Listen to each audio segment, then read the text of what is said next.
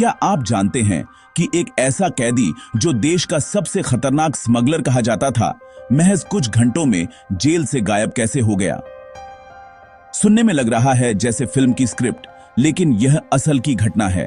नमस्ते दोस्तों, स्वागत है हमारे चैनल पर। आज की कहानी है मेक्सिको के एक बड़े जेल ब्रेक की। क्यों और कैसे एक बेहद खतरनाक स्मगलर जेल से भाग निकला। इस वीडियो में हम घटना की पृष्ठभूमि, जेल की कमजोरियों, अफवाहों और व्यावहारिक कारणों का विश्लेषण करेंगे। साथ ही बताऊंगा कि इस तरह की घटनाएं क्या सिखाती हैं और आगे क्या हो सकता है। अंत तक बने रहिए, क्योंकि कुछ ऐसे पल हैं जो आप मिस नहीं करना चाहेंगे। रात लगभग 2 बजे की थी जब मेक्सिको सिटी की सबसे सख्त मानी जाने वाली जेल की दीवारों के पीछे एक हलचल हुई। गार्डों को कुछ असामान्य तो लगा, लेकिन वे यह सोच भी नहीं सकते थे कि अगले कुछ मिनटों में देश के सबसे खतरनाक और कुख्यात स्मगलर कार्लोस ओर्तेगा हवा में गायब हो जाएगा। ओर्तेगा कोई आम अपराधी नहीं था। स्थानीय मीडिया और सरकारी रिपोर्टों में उसका नाम डर का पर्याय बन चुका था। उसके नेटवर्क में पुलिसकर्मी से लेकर राजनेता तक शामिल बताए जाते थे। शायद यही कारण था कि उसके नाम पर दर्ज दर्जनों केस भी कभी उसे असल में कैद नहीं कर पाए। वह हमेशा नियमों के अंदर छिपा रहता था। कानूनी पेंचों, रिश्वतों और डर के मेल ने उसके चारों तरफ एक अदृश्य ढाल बना रखी थी। उस रात जब सीसीटीवी कैमरों ने अचानक सिग्नल खो दिए, किसी को शंका नहीं हुई। कुछ मिनटों बाद एक ट्रक जेल से बाहर निकला, आधिकारिक मोहरों के साथ। लेकिन जब सुबह दस्तावेजों की जांच हुई तो असली झटका लगा। ओर्तेगा उसी ट्रक में गायब था। खबर फैलते ही पूरे मेक्सिको में सनसनी मच गई। लोगों के मन में बस एक ही सवाल था, कैसे कोई व्यक्ति जो हफ्ते में 3 बार सख्त निगरानी में देखा जाता था, सबकी आंखों के सामने से निकल गया? क्या यह सिर्फ भ्रष्ट सिस्टम की नाकामी थी, या ओर्तेगा की उस ठंडी समझदारी की जीत जिसने उसे हमेशा एक कदम आगे रखा? शहर में अफवाहें थीं कि उसने जेल के कुछ अधिकारियों को महीनों पहले से अपने जाल में फंसा रखा था। कुछ कहते हैं कि भागने के उस पल तक उसने अपने परिवार को भी खबर नहीं दी, ताकि शक न हो। शहर में अजीब सी अफवाहें फैल रही थीं कि उसने जेल के कुछ अधिकारियों को महीनों पहले से अपने जाल में फंसा रखा था। कुछ लोग तो ये भी कहते हैं कि भागने के उस पल तक उसने अपने परिवार को भी कुछ नहीं बताया, ताकि किसी को शक न हो। लेकिन सबसे चौंकाने वाली बात यह थी कि उसके भागने के पीछे असली वजह क्या थी। कहा जाता है कि उसे मारने की पूरी योजना बन चुकी थी और वह अपनी जिंदगी बचाने के लिए भागा, न कि सत्ता या पैसों के लिए। यह कहानी सिर्फ एक जेल ब्रेक की नहीं है, बल्कि उस खामोश तंत्र की भी है जहां कानून और अपराध के बीच की रेखा कभी कभी इतनी धुंधली हो जाती है कि फर्क कर पाना ही मुश्किल हो जाता है। तो अब सवाल यह है, क्या ओर्तेगा फिर से पकड़ में आएगा, या यह भागना उसे अमर बना देगा? मेक्सिको की उस जेल ब्रेक की कहानी यहीं से और भी गहरी हो जाती है, क्योंकि यह सिर्फ एक चालाक स्मगलर की जीत नहीं, बल्कि पूरे जेल सिस्टम की हार दिखाती है। जेल की दीवारें बाहर से मजबूत दिखती थीं, लेकिन अंदर की सच्चाई किसी जर्जर इमारत से कम नहीं थी।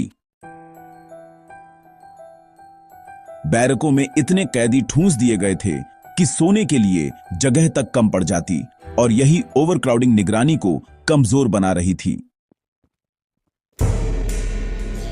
कर्मचारी कम थे, ड्यूटी शिफ्ट लंबी थी, और थके हुए गार्ड अक्सर बस औपचारिक चेक करके आगे बढ़ जाते। प्रशिक्षित स्टाफ की कमी का मतलब था कि कागजों पर बने सुरक्षा नियम जमीन पर ढंग से लागू ही नहीं हो पाते थे। स्मगलर कार्लोस ओर्तेगा जैसे लोगों के लिए सबसे बड़ा हथियार केवल बंदूकें नहीं, बल्कि सिस्टम के अंदर बैठा भ्रष्टाचार था। कुछ कर्मचारियों के लिए कम सैलरी और ज्यादा जोखिम वाली नौकरी में रिश्वत एक अतिरिक्त आय जैसी लगने लगती, और यही जगह ओर्तेगा ने पकड़ ली। सुरक्षा मानकों का उल्लंघन आम बात बन चुका था। कभी कैमरा काम नहीं कर रहा, कभी लॉगबुक ठीक से नहीं भरी गई, तो कभी ट्रांसपोर्ट वाहनों की सही से जांच नहीं हुई। निगरानी में इन छोटे छोटे अंतरालों ने मिलकर उसके भागने के लिए एक पूरा रास्ता तैयार कर दिया, जिसे वह महीनों से परख रहा था। जब उस रात सीसीटीवी कुछ मिनटों के लिए ब्लैंक हुआ, तो यह सिर्फ तकनीकी खराबी नहीं थी, बल्कि उसी डीले सिस्टम का नतीजा था जो सालों से अंदर ही अंदर सड़ रहा था। जब उस रात सीसीटीवी कुछ मिनटों के लिए ब्लैंक हुआ, तो यह सिर्फ तकनीकी खराबी नहीं थी, बल्कि उसी डीले सिस्टम का नतीजा था जो सालों से अंदर ही अंदर सड़ रहा था।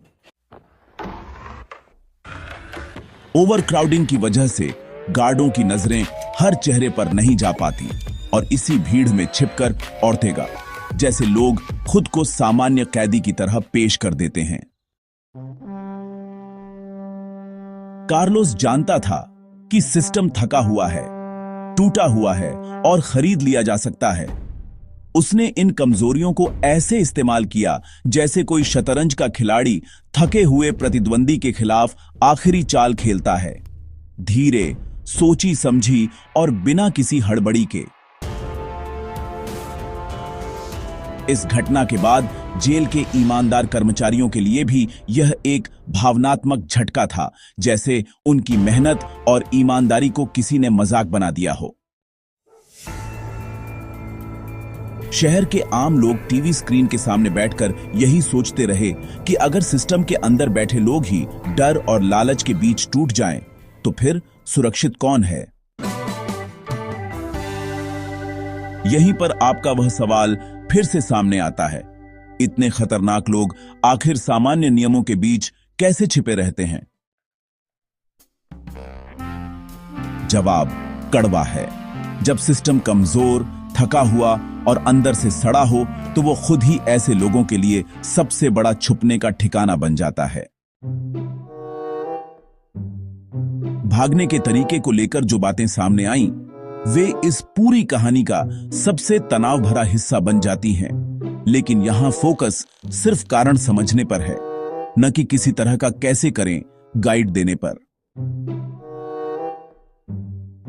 भागने के तरीके को लेकर जो बातें सामने आईं, वे इस पूरी कहानी का सबसे तनाव भरा हिस्सा बन जाती हैं, लेकिन यहां फोकस सिर्फ कारण समझने पर है, न कि किसी तरह का कैसे करें गाइड देने पर। मीडिया रिपोर्टों और शुरुआती जांच के अनुसार जेल ब्रेक किसी एक जादुई ट्रिक का नतीजा नहीं था, बल्कि कई कारकों का जोड़ था। अंदरूनी मदद। पहले भी मेक्सिको की कई जेलों में गार्डों या अफसरों की मिली भगत की पुष्टि हो चुकी है, जहां कुछ कर्मचारियों ने दबाव, डर या पैसों के लालच में कैदियों की मदद की। रिश्वत, कम वेतन, ऊंचा जोखिम और पहले से मौजूद भ्रष्टाचार ने रिश्वत को सिस्टम के हिस्से जैसा बना दिया, जिससे सुरक्षा चेक ढीले हुए और कागजों पर सब कुछ सामान्य दिखता रहा। बाहरी नेटवर्क का समन्वय। दरअसल ड्रग कार्टेल और अपराधी नेटवर्क अक्सर जेल के बाहर से लोगों, गाड़ियों और संचार माध्यमों का इस्तेमाल करते हैं। इससे अंदर बैठे उनके लोगों को सपोर्ट मिलता है और भागने की योजना को समय पर लॉजिस्टिक सपोर्ट मिल जाता है।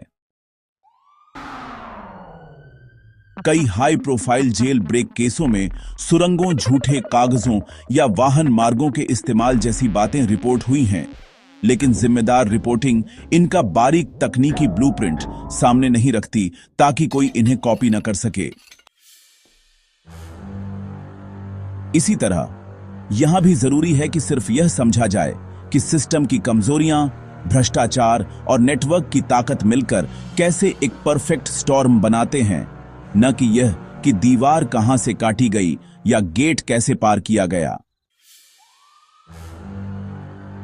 कार्लोस ओर्तेगा की भागने की रिपोर्टेड कहानी भी यही दिखाती है कि वह अकेला नहीं भागा, बल्कि उसके पीछे पूरा एक साया था। जेल के अंदर डरे या बिके हुए लोग और बाहर बैठा उसका संगठित नेटवर्क। पिछले हिस्सों में दिखी ओवरक्राउडिंग, कम स्टाफ और टूटे हुए सिस्टम ने इन कारकों को सफल होने की जमीन दी और इसी मिक्स ने उसे उस रात गायब होने का मौका दे दिया। अब वास्तव में सवाल वहीं आता है जो आप अपने पाठकों से पूछ रहे हैं, सरकार की सबसे बड़ी गलती क्या थी? कमजोर सिस्टम, ईमानदार निगरानी की कमी, कहीं ना कहीं ये बातें तो हमें सोचने पर मजबूर कर देती हैं। या फिर उस भ्रष्टाचार को गंभीरता से न लेना जो सालों से सबको दिख रहा था? यह सवाल भी हमारे दिमाग में घूमता रहता है। कमेंट में लोग यही सवाल अपने नजरिए से तोड़कर देखेंगे और शायद हर किसी की राय थोड़ी अलग होगी। सरकार की गलतियां।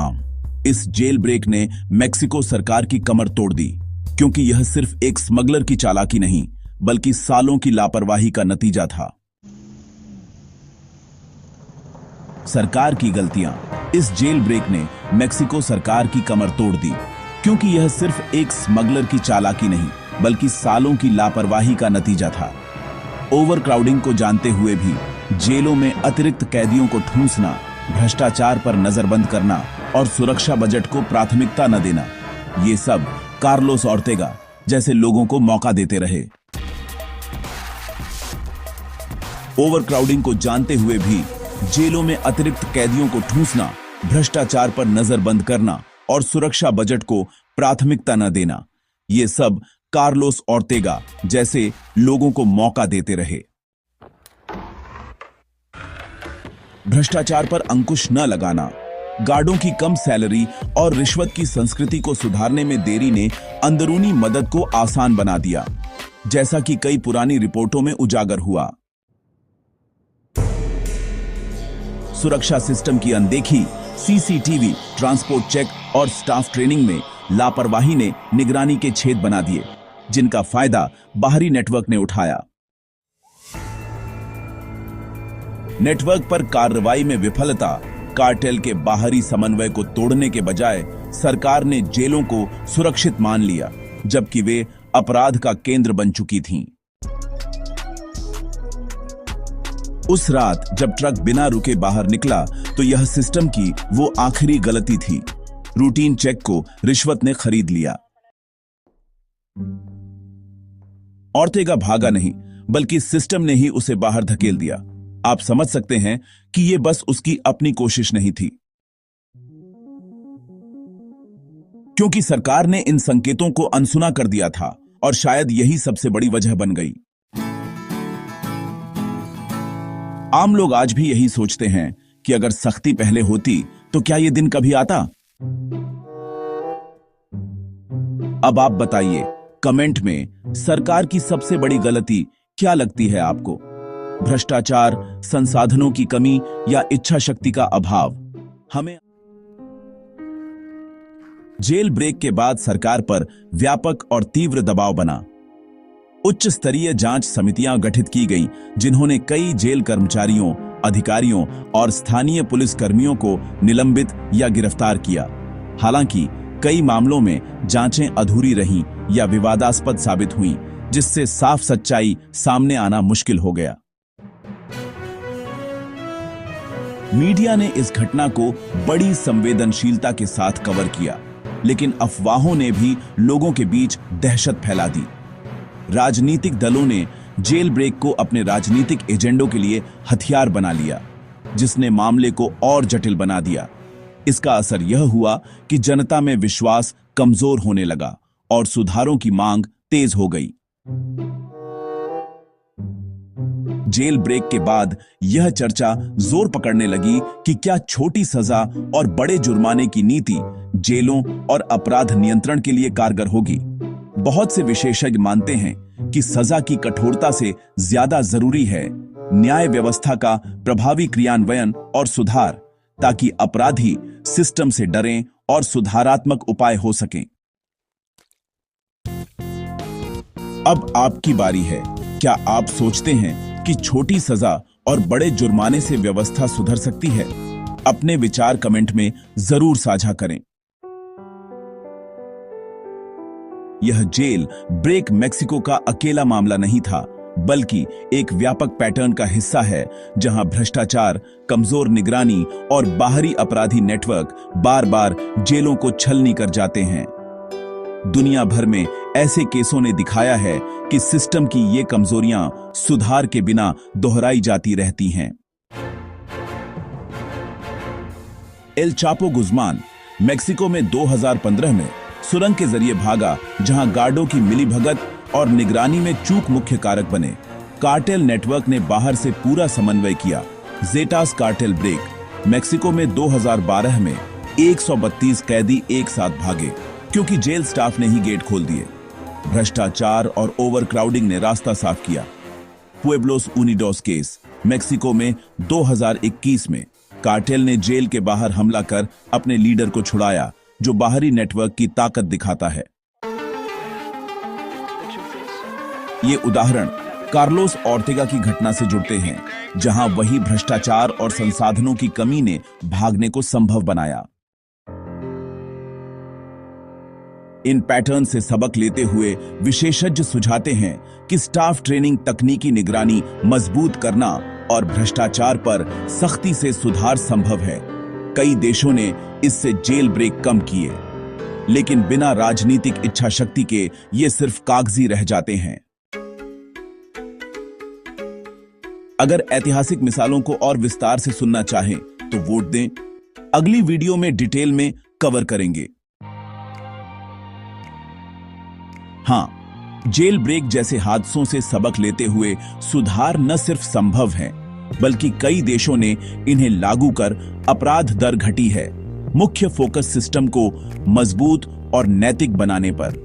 कार्लोस ओर्तेगा की घटना ने साफ दिखाया कि भ्रष्टाचार और कमजोरियां ठीक की जा सकती हैं, अगर इच्छा शक्ति हो।